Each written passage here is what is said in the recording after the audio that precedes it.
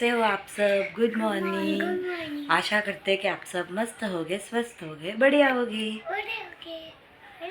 तो आज हम लोग नहा धो के रेडी हो गए हैं। आज संडे है तो आज हम लोग फुल डे खेलेंगे, मस्ती करेंगे। और आज है पूनम, तो अभी सत्यनारायण भगवान की कथा करनी है मुझे, तो अभी मुझे जाना है सामान लेने।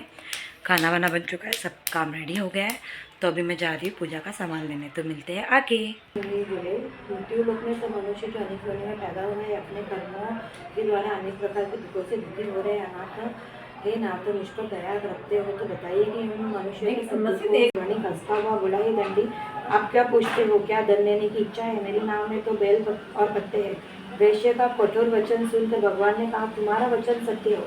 दंडी ऐसा कहकर वहाँ से दूर चले गए। कुछ दूर जाकर समुद्र के किनारे बैठ गए। दंडी के जाने पर वैश्य ने नित्य क्रिया करने के बाद नाव को ऊँची देखकर अचंभा किया तथा नाव में बेल पत्ते आदि देखकर मूर्छित हो जमीन पर गिर पड़ा।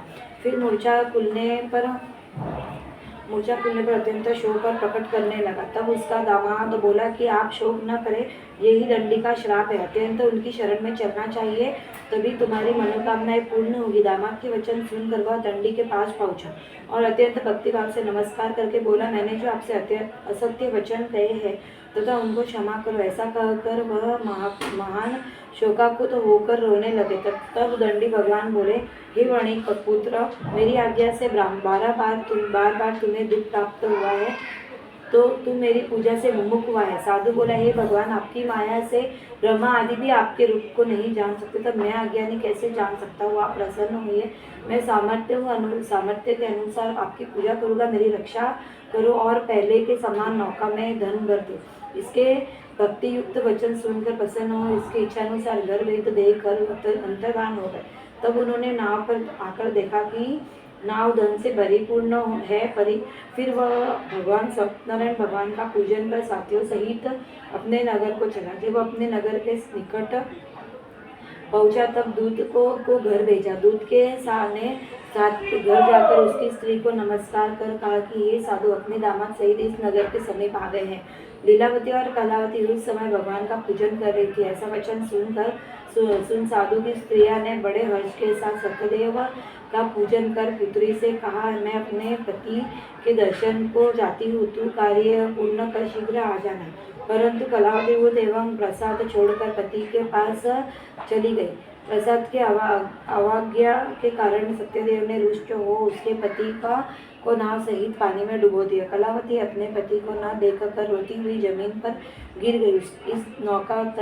इस तरह नौका को डूबा हुआ तुरंत तथा कन्या को रोता देख साधु दुखित हो बोले, हे प्रभु, मुझसे या मेरे परिवार से जो भूल हुई है मुझे उसे क्षमा करो। उनके दीन वचन सुनकर सत्यदेव प्रसन्न हो गए और आकाशवाणी हुई कि साधु, तेरी कन्या मेरा प्रसाद छोड़कर आई है, इसलिए उसका पति प्रदुष्य हुआ है। यदि यह घर जानकर प्रसाद खाकर लौटे तो इसे पति अवश्य मिलेगा। ऐसी आकाशवाणी सुनकर कलावती ने घर पहुंचकर प्रसाद खाया। फिर आकर पति के दर्शन के तत्पश्चात साधु ने बंधु बांधवों से सत्यदेव का विधि पूर्वक पूजन किया। इस लोक का सुख भोग कर वह गाइस, ये स्टोरी ज़रूर सुनना। हम किसी का अनादर कर देते हैं, इसमें ऐसा समझाया गया है कि किसी का अनादर नहीं करना चाहिए।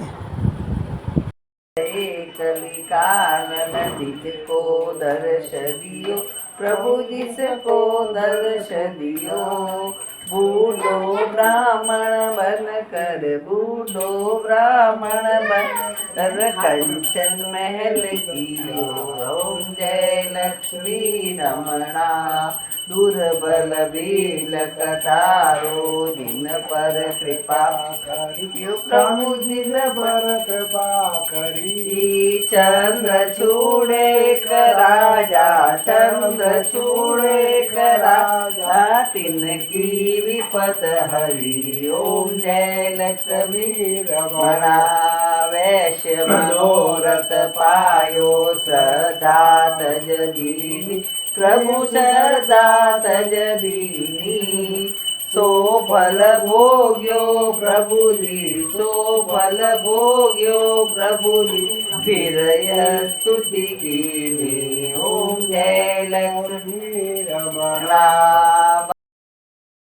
तो गाइस देखो कि 2 दिन से तबीयत बहुत ज़्यादा खराब है, तो अभी उसकी थोड़ी नज़र उतार लेती हूँ दवाई से, उसको कुछ फ़र्क नहीं पड़ा। गाइस, अगर बच्चों को नज़र लगती है तो मैं आपको एक शॉर्ट आइडिया बताती हूँ जो इजी भी है और फास्ट वाला है। तो मैंने ये रेड मिर्ची ली है, 7 रेड मिर्ची लेनी है।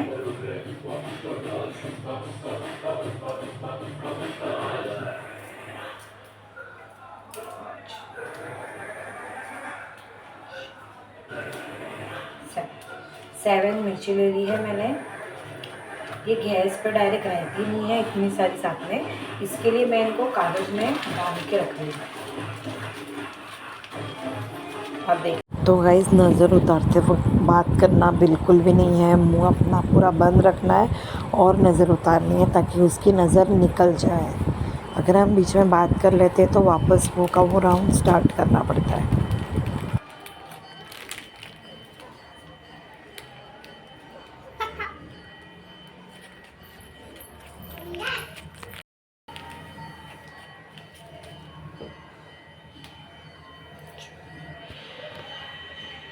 तो फिर इसको ऐसे गैस पे रख देना है। तब तक ना ही कुछ बोलना है, और बच्चों को जब नज़र उतारते हैं तब मुंह से कुछ भी नहीं बोलना है,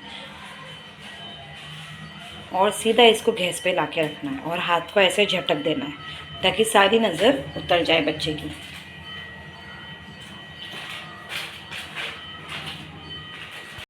कुछ नहीं होता है, but it's reality.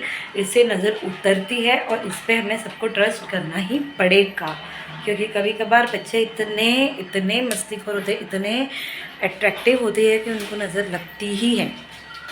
So please घर पे ये ट्राई करिएगा। अगर आपका बच्चा खा नहीं रहा है, आपका बच्चा परेशान कर रहा है, आपका बच्चा दिन भर रोता है, तो प्लीज़ ये ट्राई कीजिएगा।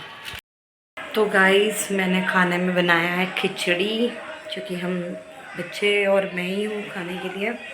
तो अभी हम लोग खाएंगे सादी मादी खिचड़ी और फिर जाएंगे मैच की प्रैक्टिस के लिए।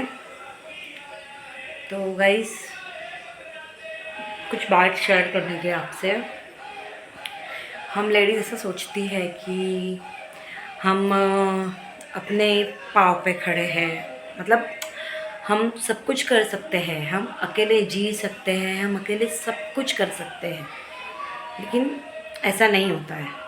ये बहुत गलत थिंकिंग है हमारी कि हम अकेले जी सकते हैं, हम बच्चों को पाल सकते हैं, हम बच्चों का सब कुछ कर सकते हैं, हम जॉब भी कर सकते हैं, हम सब कुछ कर सकते हैं। ऐसा नहीं है। विदाउट हस्बैंड हम कुछ भी नहीं कर सकते। एक्चुअली हस्बैंड है तो हमारी ज़िंदगी है, हस्बैंड नहीं है तो कुछ भी नहीं है। ज़िंदगी पूरी अधूरी है, पूरी, उनके बिना। हम ऐसा सोचते हैं कि हस्बैंड अगर हमारे लिए ये ना करे तो क्या है, हम तो खुद के लिए कर ही सकते हैं, बट ऐसा नहीं होता। हस्बैंड हमारे लाइफ में एक ऐसा पिलर है कि वो पिलर ना रहे ना तो हम ढंग से नीचे गिर सकते हैं। हमारी लाइफ में कुछ सेट नहीं है उनके बिना। उनके बिना हम शून्य तक नहीं है। उनके बिना हमारी ज़िंदगी पूरी अधूरी है। लाइफ में बहुत सारे लोग आएंगे जाएंगे, लेकिन उनकी कमी कोई पूरी नहीं कर सकता। ये बात मुझे मतलब बहुत ज़्यादा रियलाइज्ड हो रही है कि हस्बैंड के बिना कुछ भी नहीं है, शून्य तक नहीं। मतलब ज़िंदगी एक टोटली अधूरी है, टोटली। जब मेरे हस्बैंड घर पे रहते हैं, मेरे पास रहते हैं ना, तब मुझे उनकी इतनी वैल्यू नहीं होती है, बट जब वो नहीं होते ना तो मैं सब कुछ देखती हूँ, सब कुछ सुनती हूँ, सबको देखती हूँ, एक को नहीं, सबको। मेरा मायका हो, मेरा ससुराल हो, ऑफिस हो, एवरीवन, मेरे लाइफ में सबको देखती हूँ कि किसका नेचर कैसा है मेरे प्रति। ऐसा नहीं बोल रही कि घर के, एटलीस्ट जो बाहर के, जो मुझे जानते हैं, उनका नेचर तक मैं देखती हूँ कि वो, उनका नेचर मेरे प्रति क्या है। अगर हस्बैंड साथ ना हो ना तो इतना फ़र्क पड़ता है, इतना फ़र्क पड़ता है कि मैं आपको क्या बोलूँ। और जब वो अपने पास हो, अपने साथ हो, माय गॉड, किसी की हिम्मत तक नहीं है कि तुमको एक शब्द बोल दे समझे? इसके लिए हस्बैंड बहुत ज़रूरी है अपने लाइफ के, बहुत ज़रूरी। मतलब हम सोचते हैं कि उनके बिना हम ज़िंदगी निकाल सकते हैं, उनके बिना हम सब कुछ कर सकते हैं, बट नहीं, कुछ नहीं कर सकते हम उनके बिना। मतलब शून्य है हम उनके बिना, शून्य। और मैं तो एकदम शून्य हूँ अपने हस्बैंड के बिना। आज मैं अपनी ज़िंदगी खुशी से जी रही हूँ ना, मतलब मुझे मेरे लाइफ में रत्ती भर तकलीफ़ नहीं है, 0 पॉइंट तकलीफ़ नहीं है। तो वो सिर्फ मैं अपने हस्बैंड की वजह से जी रही हूँ। मेरे हस्बैंड ने मेरे लाइफ में इतना कुछ मेरे लिए किया हुआ है ना, इतना कुछ, इतना कोई नहीं कर सकता। But I am happy with my happy, I am loving my happy. I love you so much मेरे प्यारे से पतिदेव, अगर आप ये वीडियो देख रहे हो तो। और देखते अभी प्रैक्टिस करने जाएंगे, तब मैं आपको थोड़ा सा वीडियो शेयर करती हूँ। एक्चुअली जब प्रैक्टिस करते हैं ना, तो मतलब इतना स्ट्रेस रहता है, जो ओनर रहती है हमारी वो इतना स्ट्रेस डालती है कि फ़ोन तक हम लोग टच नहीं कर पाते, तो मैं वीडियो बना ही नहीं पाते। तो अगर आज मैं होगा ट्राई, पॉसिबल होगा तो मैं शूट थोड़ा सा कर लूँगी और आपके साथ शेयर करूँगी। और प्लीज़ प्लीज़ मेरे चैनल को सब्सक्राइब करना, लाइक करना, कमेंट करना मत भूलिएगा। तो गाइस निक्कू मुझे यहाँ पे चेस खेलना सिखा रहा है, जो मुझे ज़रा भी नहीं आता है, और निक्कू मुझे सिखा रहा है। और मैं देख रही हूँ कि ये सही बता रहा है, उल्लू बता रहा है मुझे, क्योंकि ये भी एकदम छोटा सा है, इसको भी आता नहीं है, बट फिर भी इसको मज़ा आता है ये गेम में। फिर ये रखिए, ये कॉइन हम के पास, ठीक है? अच्छा ठीक है। फिर तो गाइस अभी सोने का टाइम हो गया है और हम जा रहे हैं सोने। हम तीनों जा रहे हैं अभी सोने, अभी हम सो जाएंगे। तो मिलते हैं नेक्स्ट व्लॉग में, तब तब के तक लिए चैनल को लाइक कीजिएगा, सब्सक्राइब कीजिएगा और हाँ, चैनल को सब्सक्राइब कीजिएगा और हाँ, लाइक मत भूलना। Bye bye. गया।